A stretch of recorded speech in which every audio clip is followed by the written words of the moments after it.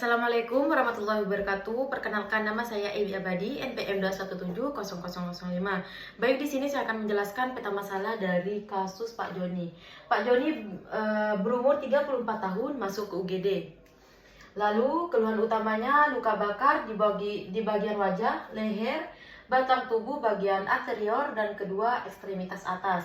Lalu untuk riwayat penyakit sekarangnya, bernafas lebih sering, sakit di sekujur tubuh, sebagian wajah, leher, badan, bagian anterior dan ekstremitas atas bilateral, tampak merah, basah, bagian warna keputihan, kulit pecah-pecah dan mudah membengkak dan mulai membengkak. Lalu untuk RPD-nya itu tidak ada. Untuk riwayat pengobatan sudah dituangkan air, lalu perawatan menutupi luka dengan selimut dan diberi cairan infus. Lalu untuk riwayat sosialnya seorang koki jalanan. Lalu untuk pemeriksaan fisik, untuk tekanan darah 90/60 mmHg, itu termasuk hipotensi. Lalu untuk denyut nadi 124 kali per menit. Lalu frekuensi pernafasan 30 kali per menit, tetapi tidak terlihat kesulitan bernafas. Lalu wajah bagian atas terlihat hiperemis, bulu hidung dan alis hangus. Wajah dan leher bagian bawah terdapat lepuh sebesar 5. Lalu pemeriksaan laringoskopi indirect, tidak ditemukan hipernemia pada laring. Lalu setengah dari permukaan anterior batang tubuhnya berwarna merah, basah, berair dan terasa nyeri. Lalu untuk epidermis rusak dan jaringan tampak bengkak.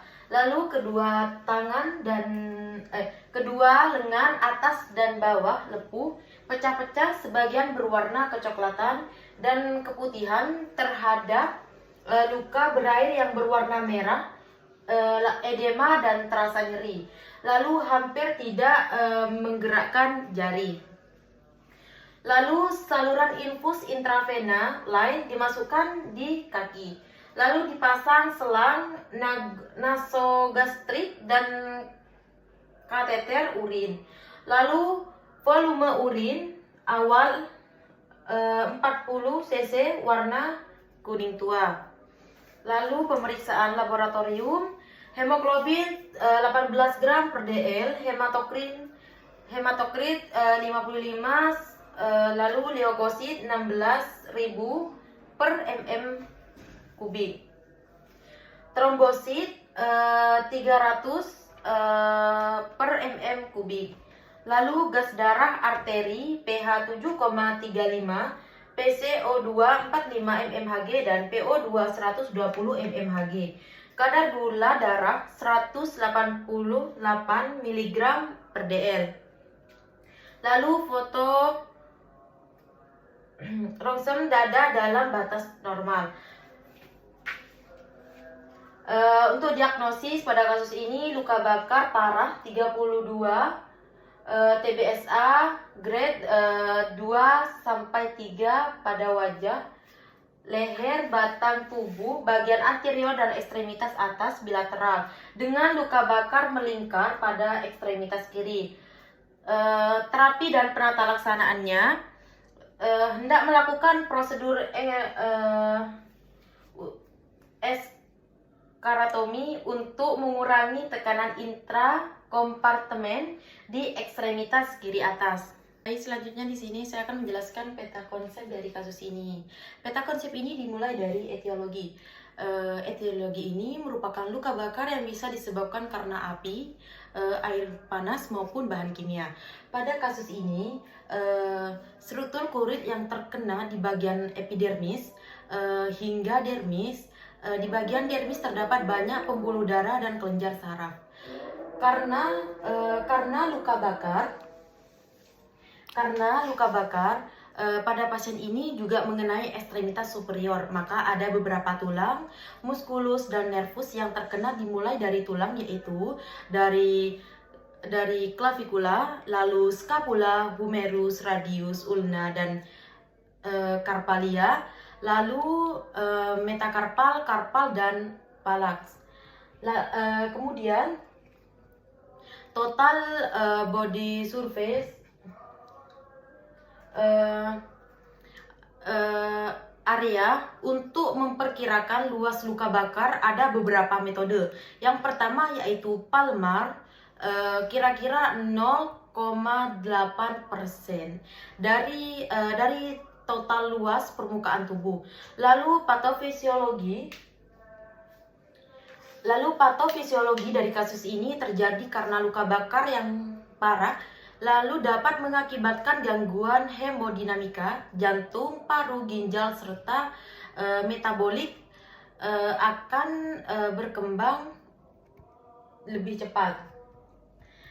Lalu permeabilitas seluruh pembuluh darah meningkat. Sebagian akibatnya air, elektrolit, serta protein akan hilang dari ruangan pembuluh darah. Lalu, pada pasien, luka bakar terjadi respon lokal dan terjadi respon sistemik. Respon lokal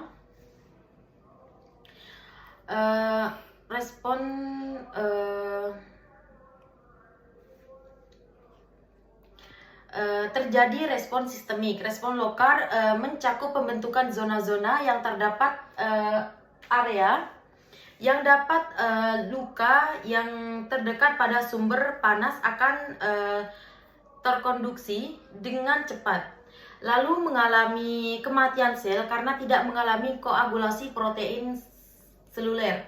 Area yang mati ini disebut zona koagulasi. Lalu luka bakar sendiri diklasifikasikan menjadi dua. Yang pertama kedalaman, yang kedua tingkat keparahan luka. Lalu luka derajat 1 yaitu luka bakar yang proses penyembuhannya itu tidak meninggalkan jaringan parut. Luka bakar ini juga terjadi di epidermis, lalu gejala klinisnya berupa eritema dan nyeri. Lalu luka bakar derajat 2 terjadi pada epidermis dan sebagian dermis. Luka bakar ini dibagi menjadi dua, yaitu derajat 2A dan derajat 2B. Lalu derajat 2A. Luka bakar meliputi epidermis dan lapisan dari dermis. Kulit tampak kemerahan dan rasa nyeri lebih berat daripada derajat 1. Lalu gejala klinisnya berupa bula serta berwarna merah. Lalu kemudian untuk derajat 2B yaitu meliputi epidermis dan lapisan dalam dari dermis. Disertai juga dengan bula dan berwarna pucat, rasanya nyerinya hipoestesia. Lalu kemudian luka bakar derajat 3 yang parah, grade 2 sampai derajat 3 yang menyebabkan kerusakan jaringan permanen, rasa sakit atau nyeri kadang tidak terlalu terasa atau bahkan tidak ada karena ujung saraf itu pembuluh darah sudah hancur. Lalu gejala klinisnya berupa hitam dan kering. Lalu pada kasus ini Pak Joni didiagnosis luka bakar parah grade 2 sampai 3 pada daerah wajah, leher, batang tubuh, lalu bagian anterior dan bagian atas bilateral. Dengan luka bakar melingkar pada ekstremitas kiri, luka bakar memiliki 3 klasifikasi keparahan. Yang pertama, luka bakar minor 15% atau kurang pada orang dewasa. Yang kedua itu ada 10% atau kurang pada anak-anak dan pada orang tua. 2% atau kurang dengan luka bakar ketebalan penuh. Lalu yang termasuk luka bakar moderat 15-25%.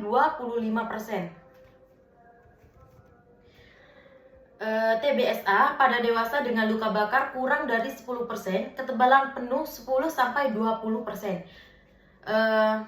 Yang selanjutnya, yang ketiga, luka bakar mayor 25% TBSA atau lebih, 20% TBSA atau lebih pada anak-anak sampai berumur 10 tahun dan dewasa usia sampai 40 tahun. Lalu semua luka bakar yang melibatkan mata, telinga, tangan, kaki atau perineum yang tampaknya menyebabkan gangguan fungsional. Semua luka bakar akibat sengatan listrik, tegangan tinggi, semua luka bakar yang terkomplikasi, trauma mayor atau trauma inhalasi. Semua pasien berisiko tinggi dengan trauma luka bakar. Lalu fase akut dimulai saat kejadian hingga penderita mendapatkan perawatan di unit luka bakar. Lalu mengalami ancaman gangguan airway, jalan nafas, breathing atau mekanisme bernafas, dan gangguan circulation, akses intravena, dan pemberian resusitasi.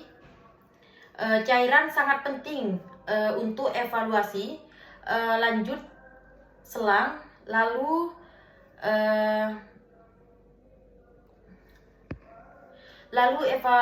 evaluasi semua denyut nadi dan dinding toraks. Lalu observasi menyeluruh terdapat edema jaringan, terutama pada ekstremitas dan kemungkinan terjadinya gagal ginjal. Lalu komplikasi luka bakar berasal dari luka itu sendiri atau dari ketidakmampuan tubuh saat proses penyembuhan luka. Dan infeksi luka bakar sistem intragumen. Lalu ada komplikasi jangka panjang, contohnya hipertropik scar, lalu ada dan keloid. Pada kasus di mana luka bakar itu terjadi di area sendi, pasien mungkin akan mengalami gangguan pergerakan sendi. Lalu selanjutnya kategori luka bakar berikut harus dirawat di rumah sakit. Kriteria MRS atau rumah sakit. Lalu semua luka bakar mayor, luka bakar pada pernafasan, luka bakar yang dalam batas kulit kepala, luka bakar pada mata, luka bakar hancur terutama pada tangan atau kaki. Lalu luka bakar pada bokong dan perineum. Luka bakar dalam batas seluruh bagian kulit, luka bakar akibat sengatan listrik yang parah. Lalu untuk penata laksanaan fase subakut. Fase ini berlangsung setelah shock teratasi. Permasalahan pada fase ini adalah proses inflamasi atau infeksi pada luka bakar, problem penutupan luka, dan keadaan hipermetabolisme. Lalu fase selanjutnya, pada fase ini penderita dinyatakan sembuh, namun memerlukan kontrol rawat jalan. Lalu pernafasan pada fase ini adalah timbulnya penyulit seperti jaringan perut yang hipertrofik, keloid, gangguan pigmentasi, deformitas, dan adanya kontraktur atau kekakuan. Lalu BHP pada kasus ini ada beneficent. Dokter memberikan pertolongan berupa resusitasi ABC, pemasangan intravena lain guna menghindari komplikasinya. komplikasinya. Lalu ada non-maleficent. Dokter harus bisa mengidentifikasi seberapa parah luka dan memberikan terapi yang tepat. Lalu ada autonomi. Pada kasus ini, pasien dibawa ke rumah sakit karena luka bakar yang dialami tergolong parah. Dokter langsung memberikan pertolongan pada pasien, memberikan pertolongan atau terapi pada pasien untuk mengurangi keparahan. Lalu prosedur selanjutnya,